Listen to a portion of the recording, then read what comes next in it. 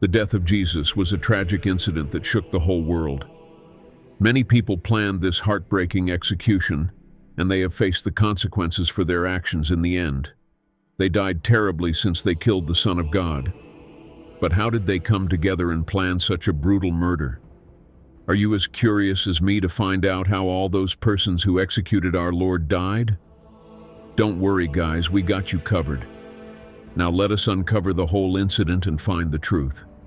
Now let us dive in without any further do's, guys. We are talking about the incident which happened around 2,000 years ago. Do you know Pilate? Many of us would know who he is. For those who don't know, he is one of the persons who is responsible for the death of Jesus. He was the first one who commanded the death of Jesus.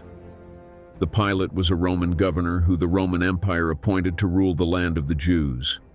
If you look into all 4 Gospels, you can find everything about him in them.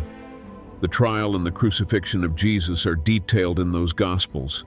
The governors of that time had a high authority on the military, and everything was under the control of him. So now you can guess how much role he must have had in the trial and death of Jesus. Everyone was bound to do anything that was commanded by the governor. Everything was under his control: the taxation, financial accounts, judicial proceedings, and whatnot. He was the one who decided whether the prisoners would die or live. To make the ruling easier and to control everything, the Roman Empire then appointed a king, who was none other than Herod. Judaism was considered an important religion in that place, and most of the people in that region started believing in Jesus, and have also started to put their faith in him. This created tension between the priests, and also among the elders who believed in Judaism.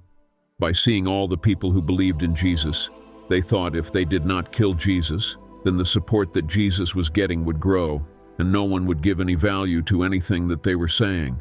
This is where it all starts. Yes, they planned to execute Jesus. For this, they bribed Judas, who was a traitor.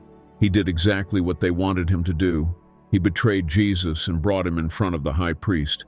Then they fabricated crimes against Jesus and found a reason to finally trial him. They beat him in the name of trial.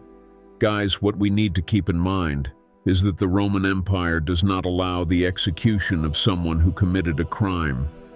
So the people took Jesus to the governor's palace. They handed over Jesus to Pilate for further questioning. They said Jesus had initiated a rebellion against the Roman emperor and said he would be dangerous for the people there. They also said that he was not willing to pay any taxes. The people who told all these things to Pilate had only one thing in their mind: yes, to kill Jesus no matter what. They thought by hearing all these stories, Pilate would command the execution of Jesus. The first interrogation was then held, and Jesus denied all the false accusations that were made against him. He tried to make Pilate understand what his real purpose was. After that, the governor understood that Jesus was telling the truth and told the people that he found nothing wrong in Jesus.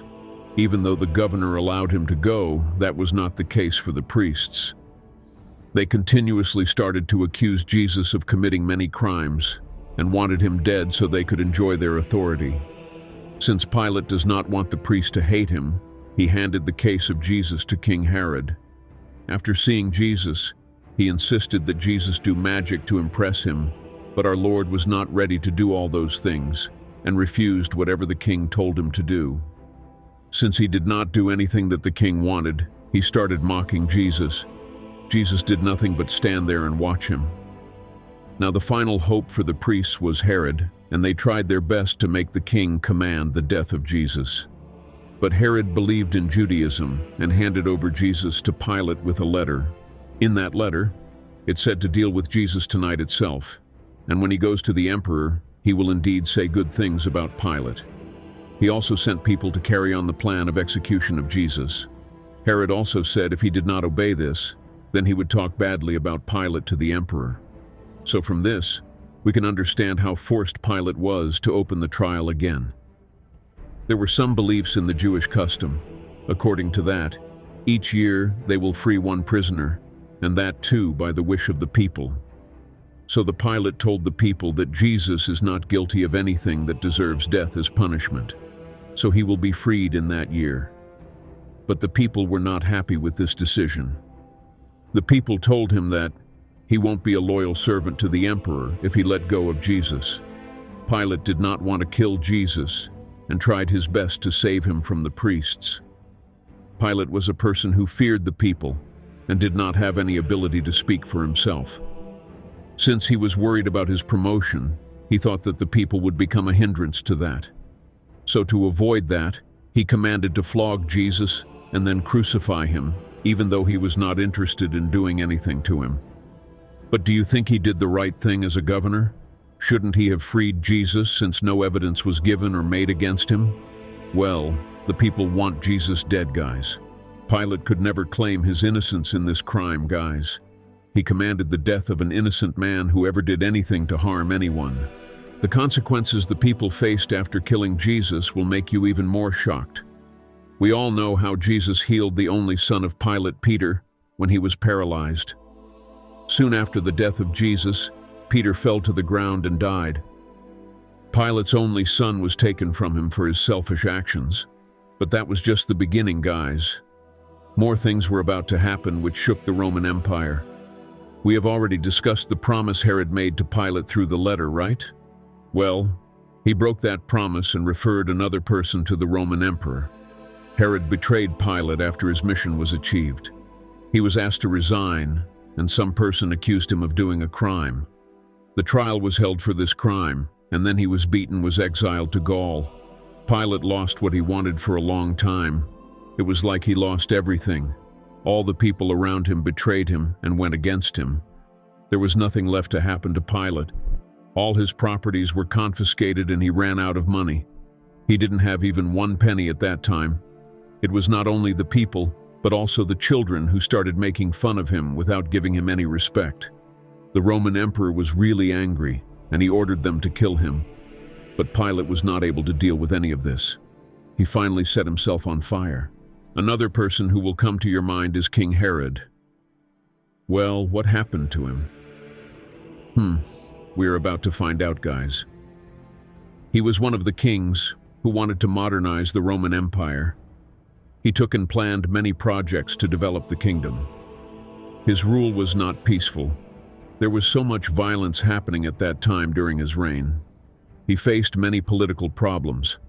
Herod was cruel too, and we can understand this by reading what is written in Matthew 2:18. It says, "A voice was heard in Ramah, weeping and loud lamentation, Rachel weeping for her children. She refused to be comforted because they are no more." There is no clear evidence to find the right reason for his death. Many experts believe that he had many health complications and many problems with his kidney. It is believed that he died due to some complications in the kidney. It is also said that he faced very severe intestinal pain and severe itching. He had breathing problems while he was on his deathbed. From this, we can understand that he did not die peacefully, and this is the consequence that he faced for killing an innocent man. Yes, the Son of God, Jesus. Then we have the high priest, Caiaphas, who wanted Jesus dead. He was the high priest in Jerusalem during the time of Jesus Christ. His duty was to look after the religious matter and to lead the Jewish people on the right path of religion. But we all know that he failed as a high priest when he wanted an innocent man dead. From what we have discussed, you can understand that Caiaphas played a crucial role in the crucifixion of Jesus. There is no written proof in the Gospels that explains how he died, but what we know is that he faced much criticism for the role that he played in the execution of Jesus. All the people mocked him for his cruelty and started to hate him. By this, we can conclude that he also did not die very peacefully. He was still the high priest even after the execution of Jesus. But that was not as smooth as it was before. He faced many problems even in the Jewish community. His fate was also terrible. When the authorities saw the rising tensions, they removed him from the position of high priest. The fate of the people who took part in the execution of Jesus did not end well. They went through severe pain when they died. All of them lost everything that they had earned as a consequence of their cruelties. What do you think about this, guys? Do you think they faced severe problems while they died? Let us know your thoughts and perspectives in the comment section, guys. If you enjoyed watching this video, make sure you show us your love by giving us a thumbs up. For more similar content, don't forget to subscribe to the channel.